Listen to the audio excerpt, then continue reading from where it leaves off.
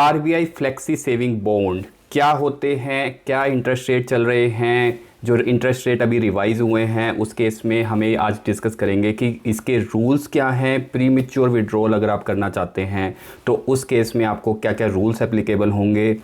अगर आप senior citizen हैं या फिर सीनियर सिटीज़न नहीं हैं तो उस केस में आपको ये स्कीम बाय करना कितना इफ़ेक्टिव होगा, इन सब बातों के बारे में डिस्कस करेंगे।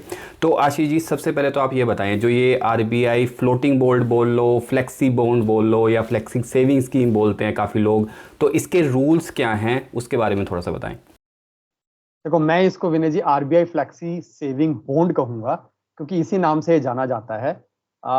आरबीआई के द्वारा इशू किया जाता है तो 100% सिक्योर है। तो आप सिक्योरिटी के पॉइंट ऑफ व्यू से कंसर्न ना हो, आपको पूरी सुरक्षा मिलेगी गवर्नमेंट के द्वारा। एक डिसएडवांटेज है इसमें कि लॉक इन आपका 7 साल के लिए होता है। 7 साल से पहले पैसा आपके निकलवाने में थोड़ी कठिनाई होगी। हालांकि कुछ प्री मैच्योर विड्रॉल रूल भी एप्लीकेबल होते हैं, बट आप जान लें कि अगर आप 7 साल के लिए पैसा इन्वेस्ट करना चाहते हैं तो ही आप इस स्कीम का चुनाव करेंगे। एनआरआई स्कीम को बाय नहीं कर सकते हैं, और यह सिर्फ और सिर्फ इंडियन रेजिडेंट के लिए ही एप्लीकेबल स्कीम है। इंटरेस्ट इसका जो पे आउट होता है कंपाउंड नहीं होता है, हालांकि हाफ ईयरली इसको पे आउट हो जाता है। 30 जून को पहली किस्त मिलती है, दूसरी आपको 31 दिसंबर को मिलती है। 2 किस्तों में आपको इसका इंटरेस्ट पे आउट हो जाता है। और जो इंटरेस्ट होता है उस पर आपको टैक्स भी लगता है, तो आपको टैक्स की एडवांटेज इसमें यहाँ पर कोई नहीं मिलती है। पर अब इंटरेस्ट रेट क्योंकि इंक्रीज हो चुके हैं, तो कुछ लोगों के लिए ये बॉन्ड लेना फायदेमंद रहेगा, वो हम डिस्कस भी करेंगे। इसके अलावा आप इसको बैंक से ले सकते हैं, इलेक्ट्रॉनिक फॉर्म में आपको ये बॉन्ड मिलता है। मिनिमम इन्वेस्टमेंट की अगर हम बात करें, ₹1000 की मिनिमम इन्वेस्टमेंट होती है, और मैक्सिमम इसमें कोई लिमिट नहीं रखी गई है। जैसे अगर हम पीपीएफ की बात करें, सुकन्या समृद्धि योजना की बात करें, या सीनियर सिटीजन सेविंग स्कीम की बात करें, वहां पर मैक्सिमम की लिमिट है। पर आरबीआई फ्लेक्सी सेविंग बॉन्ड में मैक्सिमम की कोई लिमिट नहीं है, इसीलिए कुछ इंस्टेंसेस में ये बॉन्ड आपके लिए फायदेमंद हो सकता है। तो आशीष जी, ये तो बात होगी रूल्स की। तो जैसे अभी इंटरेस्ट रेट रिवाइज हो चुके हैं तो उस केस में फॉर एग्जांपल मुझे इंटरेस्ट रेट की कैलकुलेशन मुझे कैसे मिलेगी, क्योंकि 7 साल का लॉकिंग पीरियड है। और दूसरा, करंट इंटरेस्ट रेट क्या चल रहे हैं उसके बारे में बताएं। देखो, जैसे नाम से ही पता चल रहा है फ्लेक्सी सेविंग बॉन्ड, इसका मतलब आपका इंटरेस्ट रेट फिक्स नहीं होता है, यहाँ पे वेरिएबल होता है। तो जब भी आपके इंटरेस्ट रेट ऊपर जाएंगे तो यहाँ पर भी आपको बेटर इंटरेस्ट मिलेंगे, और जैसे ही आपके इंटरेस्ट रेट नीचे आने लगेंगे तो आपके इंटरेस्ट रेट भी घट जाएंगे। तो जो भी इंटरेस्ट रेट होते हैं वो पुराने और नए सब्सक्राइबर दोनों के लिए एप्लीकेबल हो जाते हैं। और फॉर्मूला जो रहता है, एनएससी पे जो इंटरेस्ट रेट मिल रहा है आपको, पोस्ट ऑफिस जो एनएससी स्कीम रहती है, उसके ऊपर 0.35% एक्स्ट्रा इंटरेस्ट रेट मिलता है इस स्कीम में। तो अगर हम करंट की बात करें तो आपको 8.05% इंटरेस्ट रेट मिल रहा है। इसके अलावा इस साल हो सकता है आपको 0.15 के आसपास और दिसंबर के आसपास बढ़ते हुए देखने को मिले, बट ओवरऑल 2024 में इसके इंटरेस्ट रेट नीचे आ सकते हैं। करंट इंटरेस्ट रेट 8.05% के आसपास चल रहा है अभी।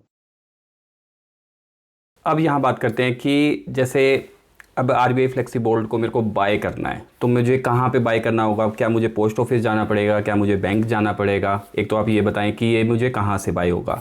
दूसरा, अगर वो अर्ली विड्रॉल या प्री मैच्योर विड्रॉल, इसके क्या रूल्स एप्लीकेबल होंगे? देखो, बैंकों से आप इसको बाय कर सकते हैं। सभी बैंक की जो कि इसको बेचते हैं, बेसिकली ये आपको सब्सक्राइब करने के लिए ऑप्शन देते हैं। तो वो सारे 16 के 16 बैंक आपके सामने हैं। इन्हीं बैंक की अगर आप मेन ब्रांच में जाएंगे तो वहां से आप आरबीआई फ्लेक्सी सेविंग बॉन्ड ले सकते हैं। अगर, क्योंकि काफी लोगों की शिकायत ही रहती है कि बैंक एम्प्लॉय कहता है कि हम ये आपको नहीं देते हैं, तो मेन ब्रांच में अगर आपको ऐसी समस्या आ रही है तो आप कंप्लेंट भी कर सकते हैं।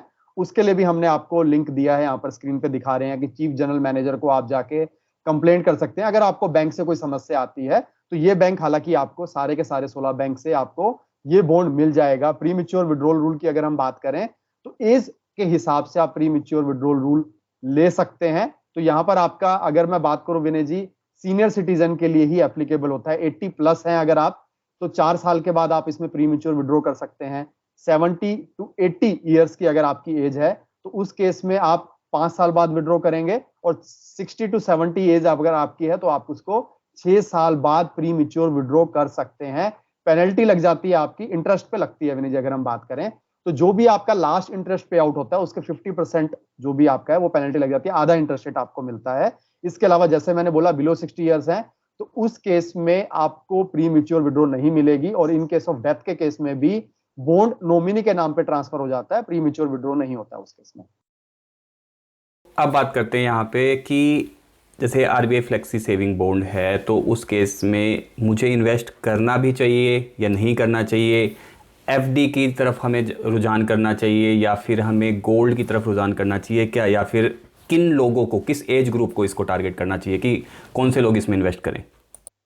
देखो, अगर आप सीनियर सिटीजन है तो पहला चुनाव आप करेंगे सीनियर सिटीजन सेविंग स्कीम। वहां पर आपको ज्यादा इंटरेस्ट रेट मिल रहा है यहाँ से, पर उसकी लिमिट है 30 लाख रुपीज आप इसमें मैक्सिमम इन्वेस्ट कर सकते हैं। तो अगर आपके पास 30 लाख से ज्यादा पैसा है तभी आप इसकी तरफ रुख करेंगे। सीनियर सिटीजन है तो बिल्कुल आरबीआई फ्लेक्सी सेविंग बॉन्ड की तरफ रुख कर सकते हैं जब आपकी सीनियर सिटीजन सेविंग स्कीम की लिमिट खत्म हो जाती है। वहीं अगर हम बात करें, 7 साल का लॉक इन पीरियड है, आप तभी इन्वेस्ट करेंगे जब आप मेच्योरिटी के बाद पैसा लेना चाहते हैं, उससे पहले आपको पैसे की जरूरत नहीं पड़ती है। मुझे लगता है कि केवीपी और एनएससी के कंपैरिजन में आपको इंटरेस्ट रेट ज्यादा मिल रहा है, तो आपके लिए बेटर ऑप्शन रहेगा। इसके अलावा अगर आप 5 लाख तक की ही इन्वेस्टमेंट करने की सोच रहे हैं और आपने एफडी नहीं कराई है, तो बैंक एफडी में आपको ज्यादा बेहतर इंटरेस्ट रेट मिल रहा है, तो वहां का आप रुख करेंगे तो आपके लिए बेटर रहेगा। और जैसे मैंने बोला, डिपेंडिंग अपॉन एज क्या आपकी नीड है उसके हिसाब से इसकी तरफ रुख करेंगे, पर 5 लाख तक के लिए एफडी बेटर रहेगा।